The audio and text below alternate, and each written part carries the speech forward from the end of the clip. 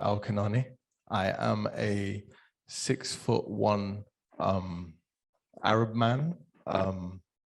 I haven't had a haircut for a while. I'm wearing glasses. Great, thanks, Nabil. We wanted to kick off this interview by, I guess, introducing your work more broadly through the theme of language. And you kind of seamlessly navigate between registers, tones, language, dialects. For example, your book, Privatise the Mandem, puts corporate legal language next to multi-London cultural English, which seems like a very intentional choice. Your zine, Pipe Dreams, includes Arab script, and seems like an intentional, potentially provocative choice. We were wondering, in a field with writing which encourages a lot of kind of standardization and maybe not that much evolution in discourse.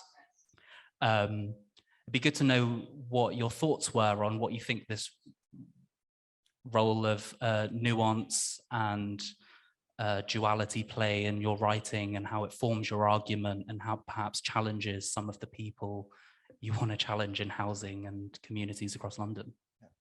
So I'll start off by giving a bit of a background on my heritage and my experience being a Londoner.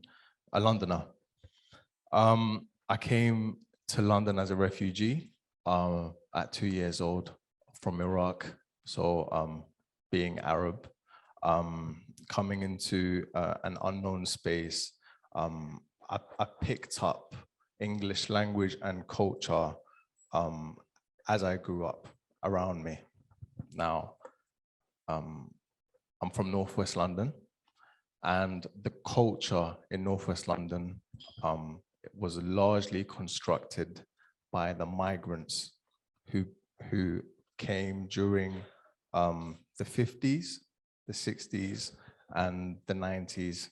So the Windrush generation, the Bengali and Asian generation that helped rebuild this country following World War II.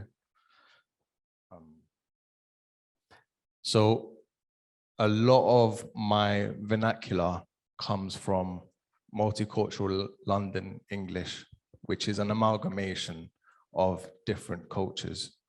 So, for instance, the way that we speak, we greet each other saying Wagwan, and that's Patois English.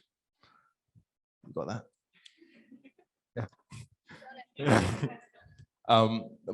But within the same sentence, we would end it with a term called aki, which is akhi in Arabic. And, more and more, we are starting to see more migrant vernacular being mixed into this, I call it third culture. So a lot of my sisters who are in the crowd would use the term Hoya when referring to our mother, which is a Somali term. And so this third culture,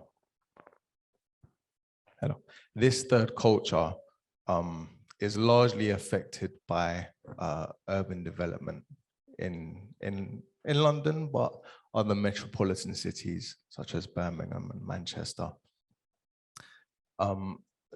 In terms of urban development, they do not carry much of a voice, and the presence and influence in the urban development process is little to none. And so Privatise the Mandem is a piece of work that looks to democratize the urban transformation process in our cities. I have the advantage of being bilingual, and so I can translate the urban transformation process in multicultural London, as well as Arabic, but I'm not as fluent in Arabic. I'm not going to pretend. That doesn't answer your question. Oh, sorry. In reference to the language and vernacular that you use and that you've been exposed to growing up where you grew up, in your book you say there's not one channel of communication that the Mandem don't dominate, which is true, and you give lots of examples from pirate radio to the presence of people like Diane Abbott and David Lammy in the Houses of Commons. And you really illustrate very well just how influential the language of people who grew up in housing estates and adjacent areas influences the kind of wider popular spoken language. But when it comes to written language, that kind of vernacular is still quite ridiculed and treated as inferior. So I was wondering how you had the confidence to write a book in using that kind of tone, and if you ever worried that people wouldn't take you seriously because of it. So in order to provide a bit of context, when I say we dominate channels of communication, I'm talking music, mainly entertainment, because one thing I stand firmly behind is,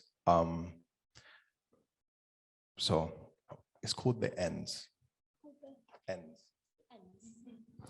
The ends meaning inner city social housing areas.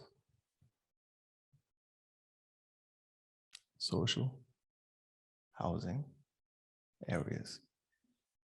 Yeah. A lot of this third identity individuals, migrants, end up being housed in the ends. Yeah. And naturally, over time, with the amalgamation of all these different types of cultures, what has naturally happened is arts and culture has been exported outside of these areas. And so that's why a lot of musicians who are topping the charts of, the UK music scene come from the ends. A lot of athletes come from the ends. A lot of radio presenters, TV presenters, there's countless shows that I could bring up, but all of them come from the ends. And in essence, I think there's something there that hasn't been measured. There's a research project here trying to find the correlation between the migrant third culture experience in cities and this domination in arts and culture. The issue with arts and culture is it can be utilized for capitalist means and can be hijacked against the interests of the community. So Privatise the Mandem, and a lot of my work is looking at how we can use capital generated by the individuals from these areas and have it reinvested into our communities. Now, the safest commodity in this country is land and buildings. And in essence, buildings are embodied cash that appreciate over time. I speak like a capitalist, regrettably, but that's just the way things are in this country. And so the language I use to privatize, that's the language of the corporate scene. It's an attempt to ensure that, well, it's a translation in essence. And so knowledge is power. To translate is to provide knowledge, and then to provide this knowledge will allow people to make more informed decisions on how they can best shape the city. What was the question? No, I think you've really well laid out the relationship of culture, capital, the city in your book, and fascinating how you kind of use that to subvert, you know, the language that is being pushed upon us from our government, and subverting that to find routes to navigate ways out of that. Yeah, I was really interested in the role of your visual culture. It seems like you're interested in photography and film. I was wondering how you feel like, you know, is the use of these cultural outputs just to generate revenue? Is it to get, you know, people to understand our stories better? I'd really love you to expand a bit more on how culture can, you know, transform these areas that are being transformed by people not from them. Okay, so traditionally, our language isn't usually written down. And so one of the first steps the best way to frame it, the word authority comes from the word author.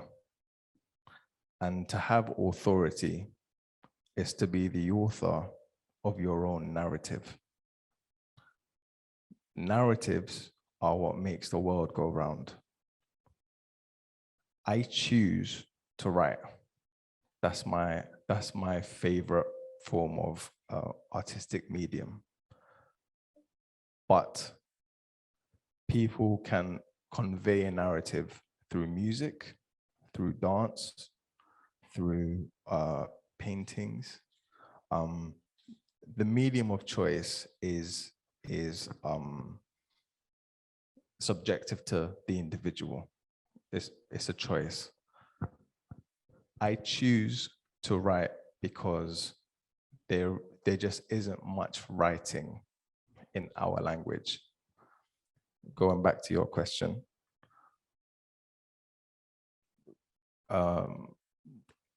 do I get nervous when I write something that isn't in the Queen's English? Of course.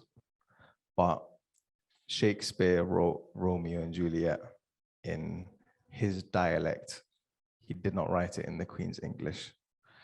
So Shakespeare was, well, we don't know if Shakespeare actually wrote it, but for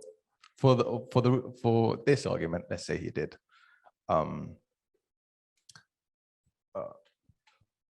I think having the audacity to even write in your dialect is an act of, it's a political act.